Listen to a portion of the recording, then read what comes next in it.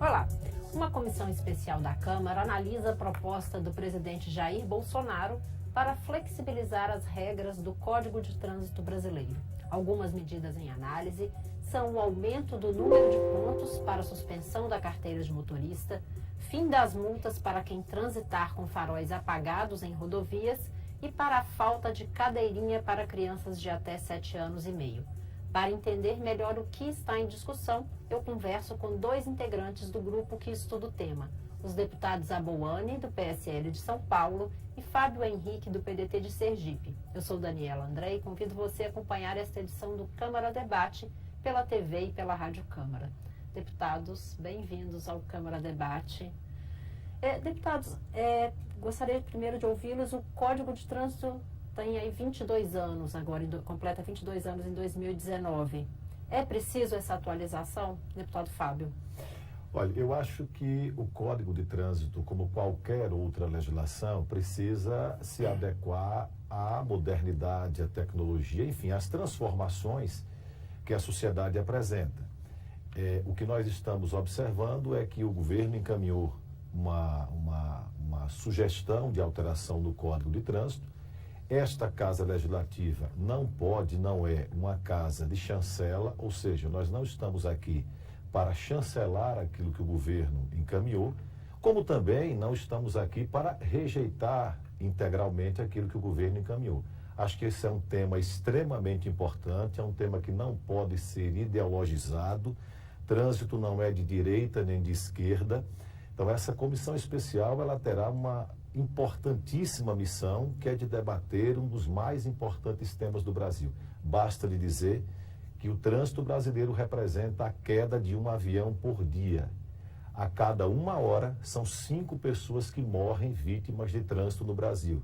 Durante este programa, em 20 minutos, uma pessoa vai morrer vítima do trânsito brasileiro. Portanto, é muito grave para que tratemos sob o ponto de vista ideológico. Temos que ter racionalidade, debater, discutir, aprovar aquilo que for bom e, naturalmente, alterar, modificar, sugerir para que possamos produzir um novo código que represente os anseios da sociedade, mas que garanta a segurança no trânsito brasileiro. Deputado Aboane, antes da gente entrar nos pontos específicos, também queria ouvi-lo se é necessário uma atualização no código, se a gente já tem avanços aí na redução do número de mortes nos últimos anos, se é uma sinalização foi pequena ainda a mudança, precisamos mudar mais o código?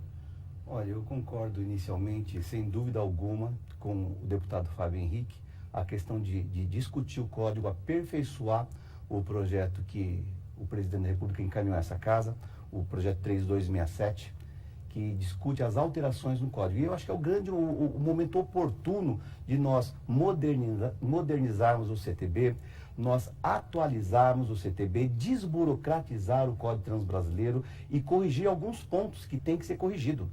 Por exemplo, eu posso exemplificar que está sendo corrigido nesse momento um condutor hoje de motociclista que conduz uma moto com a viseira levantada, a CNH dele vai ser suspensa de 2 a 8 meses. Quer dizer, não tem uma razoabilidade nessa questão. Um condutor escolar que tome uma multa de trânsito grave ou gravíssima, que ele esqueça de colocar um cartão de um estacionamento regulamentado, uma zona azul, ele fica 1 ano sem poder dirigir. Então, essas questões, chegou o grande momento de nós discutirmos e modernizarmos e corrigir esses erros que existem no CTB hoje e também previsto no projeto.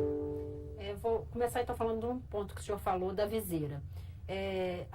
O Brasil é signatário na ONU das metas de desenvolvimento sustentável, inclusive de redução de aumento de segurança no trânsito.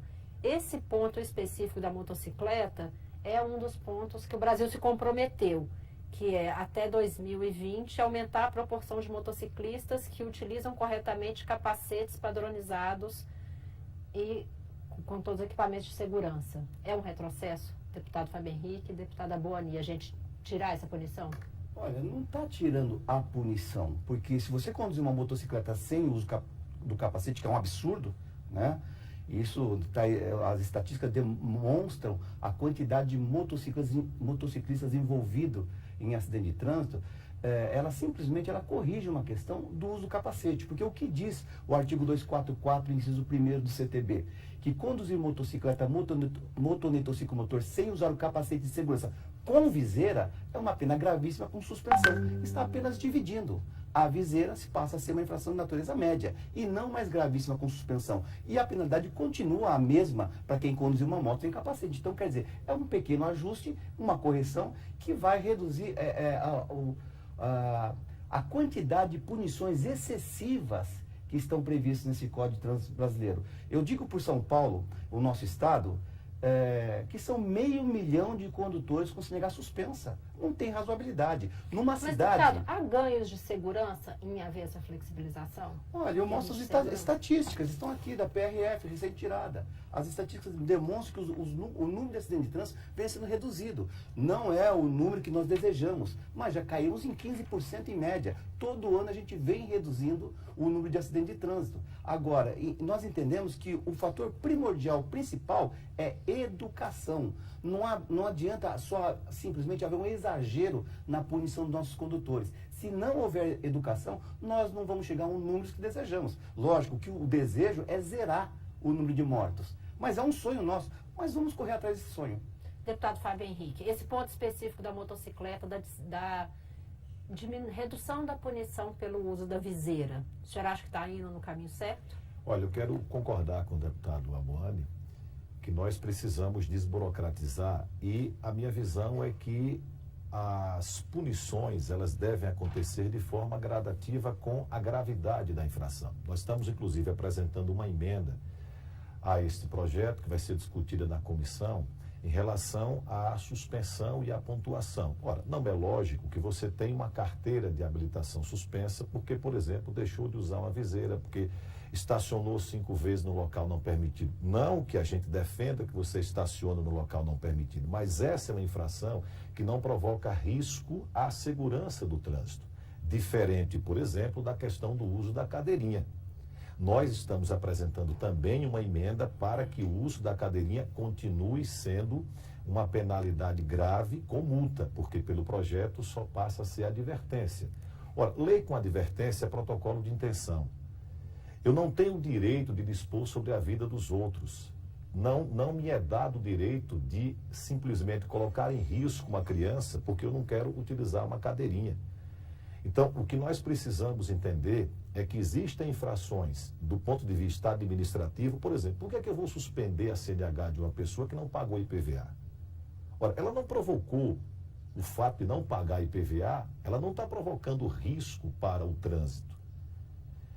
Diferente de você dirigir embriagado, diferente de você fazer ultrapassagens indevidas, diferente de você dirigir com excesso de velocidade, que são infrações que provocam mortes no trânsito. Então, eu acho que a gente tem que fazer essa divisão do que é uma infração apenas de caráter administrativo, do que é uma infração que provoca risco à sua segurança e à segurança das pessoas que estão transitando nas rodovias ou nas ruas. Queria passar com os senhores por outro ponto. O dispositivo que dobra o número de pontos que leva à punição de suspensão do direito de dirigir e suspensão da CNH, que hoje é 20 pontos e iria para 40. Isso não facilita com que aquelas pessoas que estão sempre nas infrações de trânsito, não estimula que elas não procurem uma reeducação? Olha, Daniela, na minha avaliação, 20 pontos não é mais razoável. Nós temos que rediscutir. Como inicialmente se anunciou, nós temos um código com 22 anos. Como que era a tecnologia há 22 anos atrás para autuar os condutores?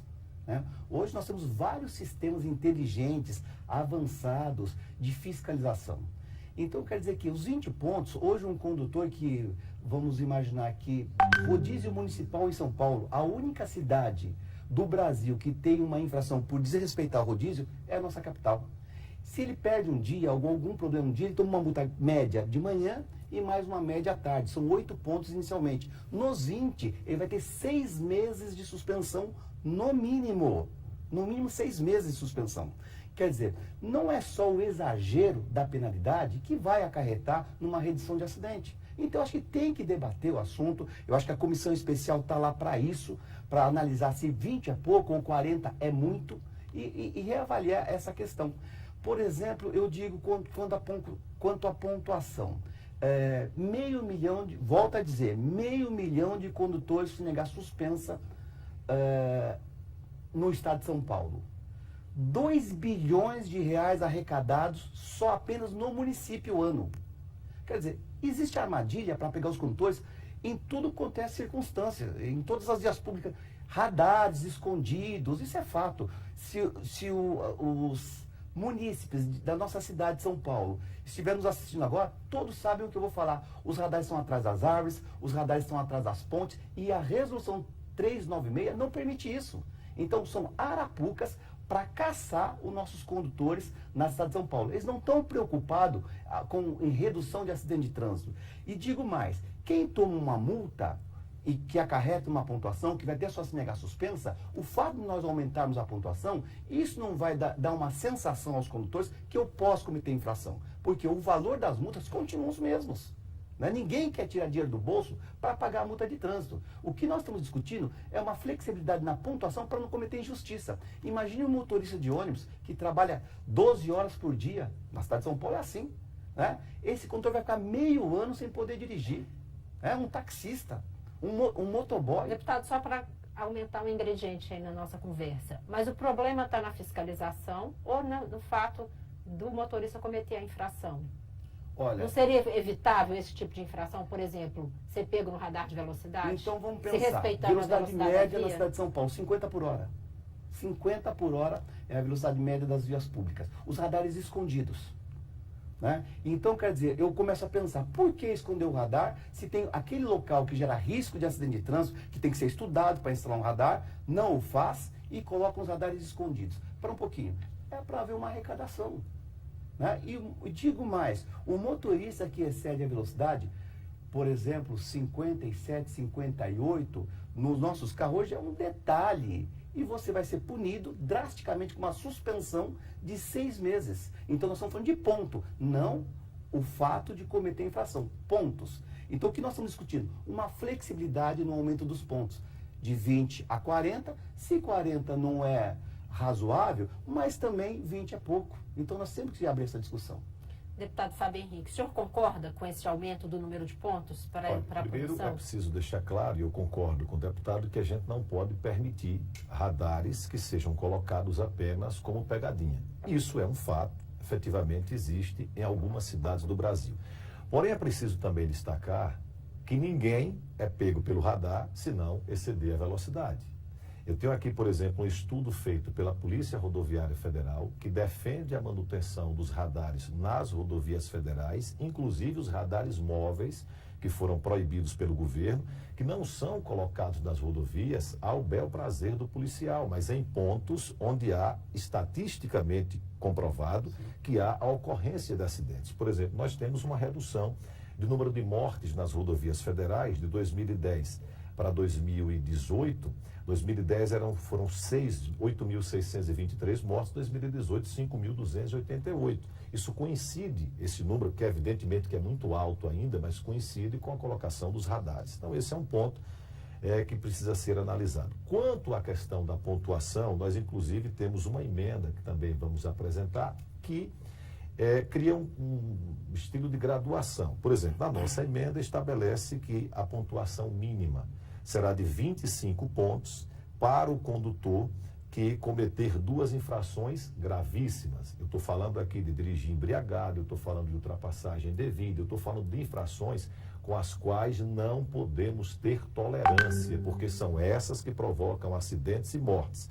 Esse número subiria para 30 pontos, desde que a pontuação não conste mais de uma infração gravíssima. 35 pontos, desde que a referida pontuação não conste infração gravíssima, e 40 pontos, desde que não conste infração grave ou gravíssima. Então, nós concordamos que vá para 40 pontos. Sim. Como disse o deputado, eu não posso punir um motorista e caçar a carteira porque ele andou no dia que o rodízio não permite que ele ande.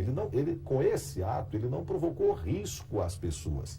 Mas eu não posso ter 1 milímetro de tolerância com quem dirige bêbado, com quem faz ultrapassagens indevidas, com quem excede na velocidade. Por quê? Porque são essas pessoas que provocam acidente.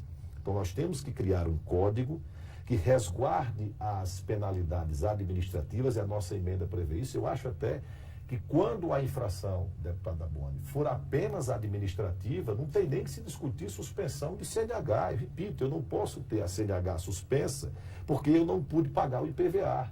E aí, numa blitz, eu fui pego com o IPVA atrasado, vou ter minha carteira suspensa. Muitas vezes eu sou motorista profissional, eu vivo disso.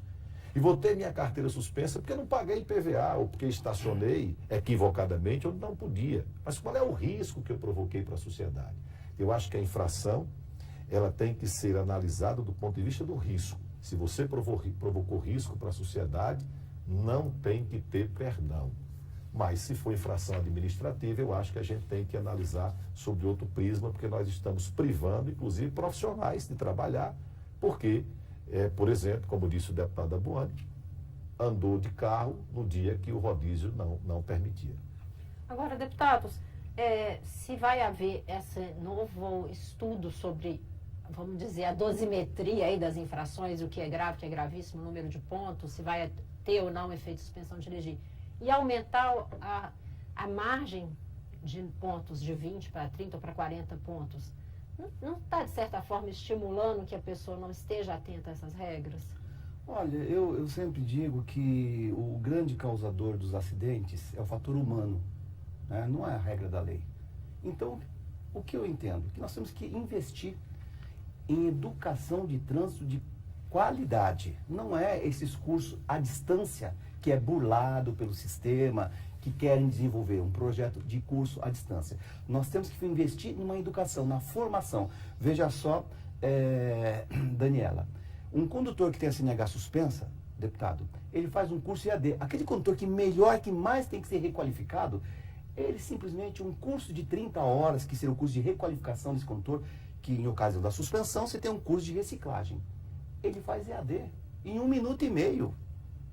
Sistema burlado. Então nós não podemos admitir que isso continue. Nós tínhamos que ter uma educação efetiva. O que gera acidente no trânsito é o fator humano. E nós podemos mudar a cultura dos condutores com a educação. Sendo que tem previsão na lei, né, no texto original do Código de Trânsito Brasileiro, que no artigo 76, que a educação de trânsito é promovida desde a pré-escola até a faculdade. E nunca fizeram isso.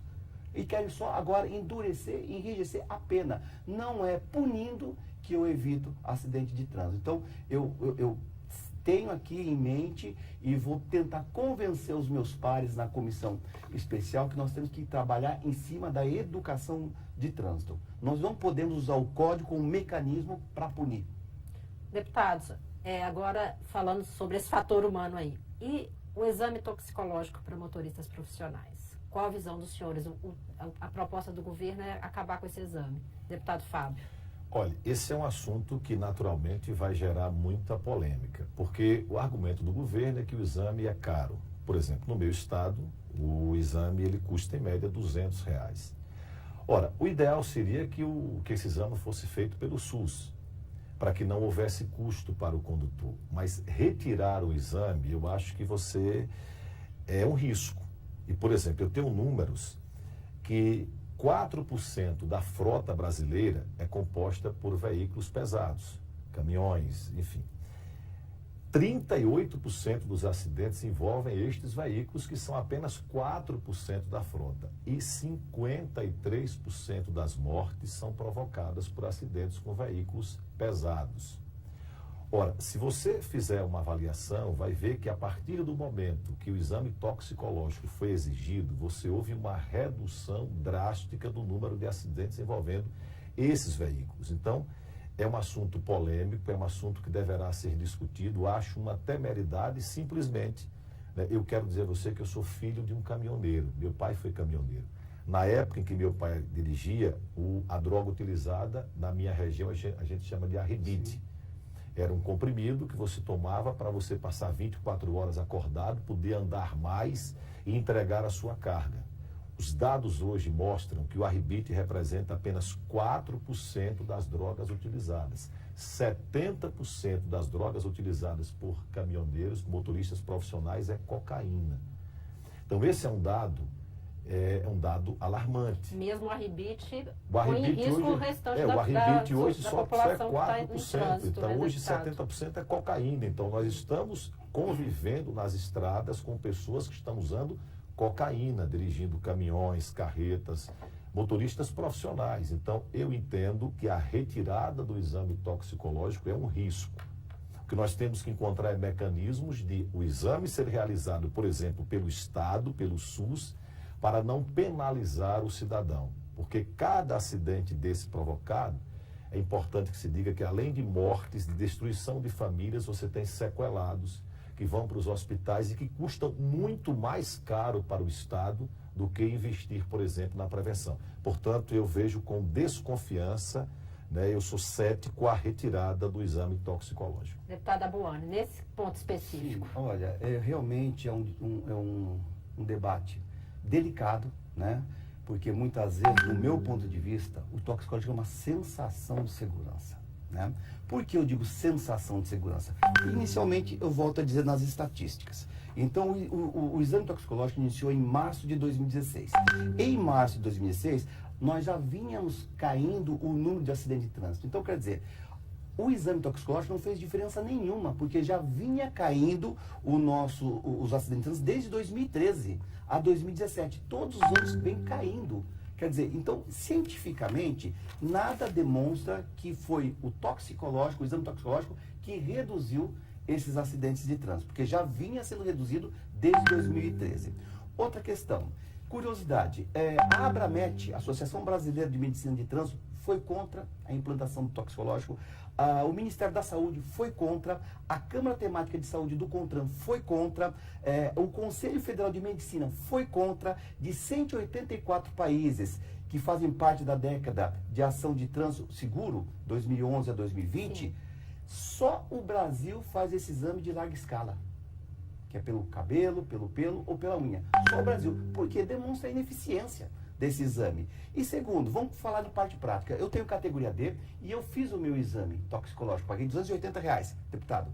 Se eu for no Detran, falo assim, olha, como eu sou um usuário de droga, numa hipótese, o Detran rebaixa minha categoria agora para a categoria B, porque como eu uso droga e não vou parar de dirigir, não vou parar de usar droga, com a categoria B eu posso fazer o uso de droga. Então, quer dizer, se fosse tão importante o toxicológico, teria que ser para todos os condutores, não só para os profissionais do transporte, né? E detalhe, nós pegamos matéria de uma emissora há 30, 60 dias atrás, aproximadamente, vendendo exame toxicológico na porta do Detran. Quer dizer que quem faz o exame são os condutores do bem, que não usam droga. Ele vai lá e faz o exame. Agora, quem usa, compra o seu exame.